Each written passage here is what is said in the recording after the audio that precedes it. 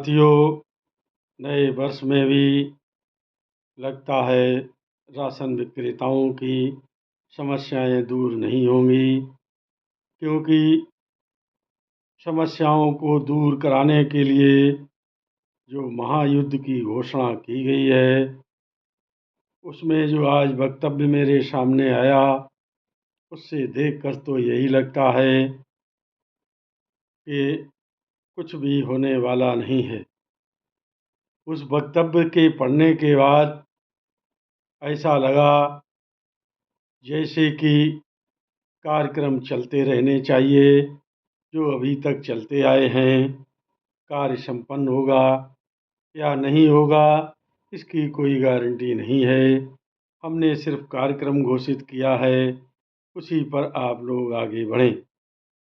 यदि बीच में कोई टीका टिप्पणी करे तो उनके चमचे लोग उस लोग को या तो उस ग्रुप से हटवा देंगे या उससे उल्टा सीधा जवाब देंगे। साथियों, ऐसा नहीं होना चाहिए।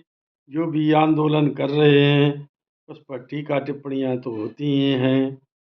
जैसा कि आज एक वक्तव्य मेरे सामने आया, उसमें कहा गया है कि 75 जिलों से जो भी जिलाध्यक्ष हैं वो 15,000 यानी कि 25 लोगों से 600 रुपये वसूल करके प्रदेश कार्यालय या प्रदेश मुखिया के पास जमा करें, क्योंकि जो धरने में खर्च होगा वह 20,000 से लेके 25,000 रोज आका गया है। जो ऐसा नहीं करेगा वह अपना खर्चा जिस दिन उसका नंबर होगा स्वयं भरेगा, संगठन उसमें कोई सहयोगी नहीं होगा। अनवरत चलने वाले धरने के बाद यदि सरकार कुछ भी नहीं करती है तो उस वक्तव्य के अनुसार हमारी मांगों को लेकर न्यायालय की शरण ली जाएगी। साथियों, कमीशन बढ़वाने हेतु पहले भी न्यायालय की शरण ली गई।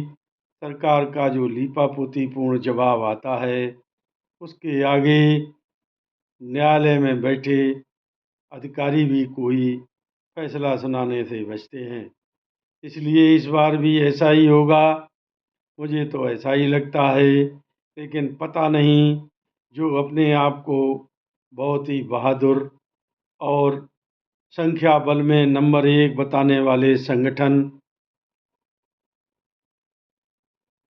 अनिश्चितकालीन हड़ताल से इतने डरते क्यों हैं?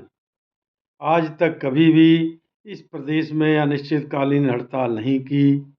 यह धरना तो 10 दिन के लिए घोषित किया गया है। इससे पहले गत वर्ष उपभोक्ता वेलफेयर एसोसिएशन के प्रदेश अध्यक्ष श्री कमलेश मिश्रा जी ने भी उसी इको गार्डन में 42 दिन लगातार धरना दिया था। उसके बाद वार्ता करके उस धरने को समाप्त किया गया। कोई भी परिणाम सरकार ने नहीं निकाला, ना ही हम लोग कुछ कर पाए। उस पर भी टीका टिप्पणियां हुई, लेकिन अब फिर वही धरना और प्रदर्शन। कहा जा रहा है कि घेराव करेंगे। घेराव भी अभी जवाहर भवन का किया गया था। वह कितना अच्छा घेराव था ये इसी से पता चलता है। जवाहर भवन के 3 दरवाजे तीनों ही खुले रहे, घेराव चलता रहा। 2-3 घंटे के बाद शासन प्रशासन ने अपनी पावर लगा के उसी इको गार्डन में ले जाकर छोड़ दिया। वहाँ से अपने अपने घर को प्रस्थान कर गए। एक बार मैं पुनः उन्हीं सभी साथियों से ये कहना चाहता हूँ, यदि आपको किसी की टीका टिप्पणी ज़्यादा बुरी लगती है तो आइए अनिश्चितकालीन हड़ताल में शामिल होइए। इसमें एक भी रुपया नहीं लगेगा। घर बैठे ही अनिश्चितकालीन हड़ताल होगी। हमारी बात जब तक नहीं मानी जाएगी तब तक हम किसी तरीके से खाद्यान्न वितरण नहीं करेंगे। लेकिन मुझे जो कमी नज़र आ रही है वो यही है, हड़ताल करने से कुछ हाथ नहीं आएगा। धरना प्रदर्शन घेराव करने से कुछ न कुछ तो हासिल होगा।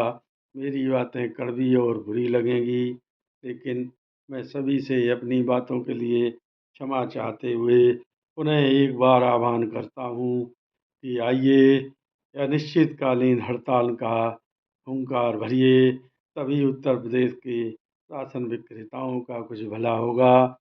अन्यथा विष बेल की तरह एक दूसरे के ऊपर चढ़े रहेंगे और एक दूसरे को नहीं, राशन विक्रेताओं को ही समाप्त करके दम लेंगे। नमस्कार, जय हिंद, जय भारत।